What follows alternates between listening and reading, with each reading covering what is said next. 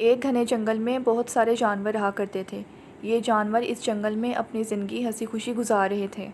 اسی کے ساتھ ساتھ اس جنگل میں جنگل کا بادشاہ شیر بھی رہا کرتا تھا۔ لیکن اس شیر کا دوسرے جانوروں کے ساتھ بادشاہ والا برتاؤ نہ تھا۔ یہ شیر ہر ایک نئے دن ہر جانور کو بے رحمی کے ساتھ کھا جایا کرتا اور اسی طرح اپنی بھوک مٹاتا۔ جب بھی یہ شیر جنگل میں گھومتا تو سب جانور اس شیر سے بچ کر ادھر ادھر بھاگ کر چھپ جاتے، اور یہ سب جانور یہی سوچتے کہ شاید ہمارے چھپ جانے سے یہ شیر ہمیں نہیں کھائے گا، لیکن ایسا تو ناممکن تھا۔ اگر یہ شیر ان جانوروں کو نہ کھاتا تو پھر یہ اپنی بھوک کیسے مٹاتا؟ پھر ایک دن سب جانوروں نے جنگل میں ایک جگہ اکٹھے ہو کر شیر کی شر سے محفوظ رہنے کے لیے فیصلہ کیا۔ سب جانور اکٹھے ہو کر مشورہ کرنے لگے۔ سب نے مل کر اپنی اپنی رائے پیش کی۔ آخر میں ایک بھیڑیے نے کہا، میرا تو خیال ہے کہ روز روز شیر کے ہاتھوں مرنے کے بجائے ہم خود ہی ایک ایک کر کے شیر کے پاس جائیں اور اسے جا کر بولیں کہ ہمیں کھا لو۔ اور پھر ایک بندر بولا، مجھے تمہاری یہ بات اچھی لگی ہے، مرنا تو ہم سب نے ایک دن ہے ہی۔ ڈر اور خوف کی زندگی گزارنے کے بجائے ہم سب کو یہی چاہیے کہ ہم ایک ایک کر کے شیر کے پاس جائیں اور خود کو جا کر اس کے حوالے کر دیں۔ جنگل کے سب جانوروں نے بھیڑیے کے اس فیصلے کو سر آنکھوں پر رکھا اور انہوں نے کہا کہ ہمیں یہ فیصلہ منظور ہے۔ بھیڑیے نے سوچا کہ یہ بات جا کر میں خود ہی شیر کو بتاتا ہوں۔ بھیڑیے نے آ کر ساری بات شیر کو بتائی۔ شیر غصے سے کہنے لگا، میں جنگل کا بادشاہ ہوں، تبھی تمہاری یہ بات مان رہا ہوں، اور اگر تم سب میں سے کوئی بھی وقت پر یہاں نہ پہنچا تو میں بہت برا پیش آؤں گا۔ بھیڑیے نے کہا کہ نہیں، ہم سب وقت پر باری باری آپ کے پاس پہنچ جائیں گے، پھر آپ ہمیں کھا لینا۔ شیر نے کہا، ٹھیک ہے، مجھے تمہاری یہ بات منظور ہے۔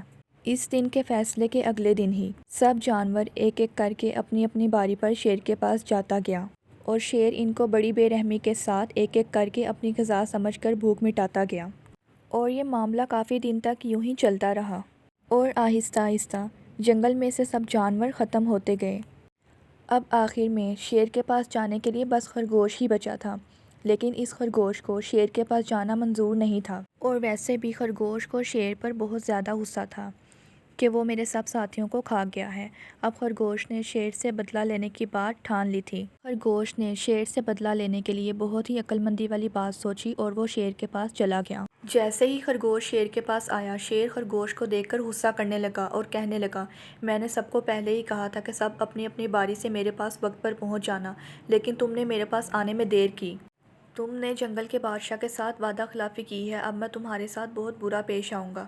شیر کا غصہ دیکھ کر خرگوش شیر سے کہنے لگا، بادشاہ، میں آپ کے پاس آ ہی رہا تھا کہ راستے میں میرے ساتھ ایک مسئلہ بن گیا۔ بادشاہ، میں آپ کو اپنا سارا مسئلہ بیان کرتا ہوں، پھر آپ میری بات سننے کے بعد مجھے مار کر کھا لینا۔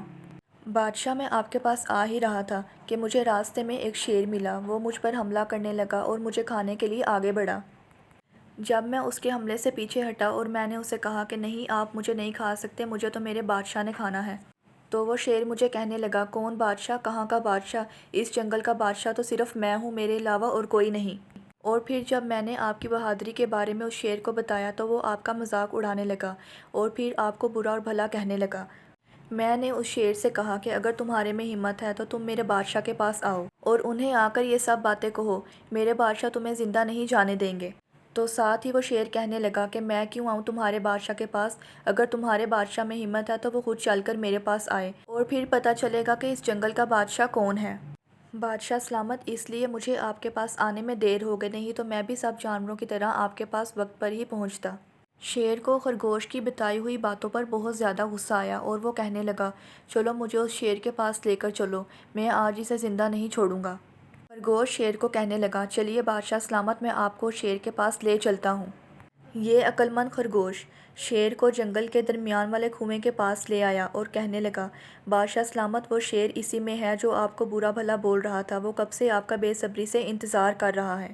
شیر نے جب کنویں میں دیکھا تو وہ اپنا ہی عکس دیکھ کر غصے سے زور زور سے دھاڑنے لگا۔ خرگوش شیر سے کہنے لگا، بادشاہ سلامت، آپ جائیے اور اسے جلدی سے جان سے مار دیجیے۔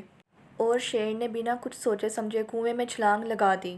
شیر جب اس کنویں میں گرا تو اس نے باہر نکلنے کی بہت کوشش کی، لیکن وہ اس میں ناکام رہا، اور شیر نے اسی کنویں میں اپنا دم توڑ دیا۔ اور اسی طرح عقل مند خرگوش نے شیر سے اپنی جان بچا لی اور جنگل کے دوسرے جانوروں کی بھی شیر سے ہمیشہ کے لیے جان چھڑوا دی۔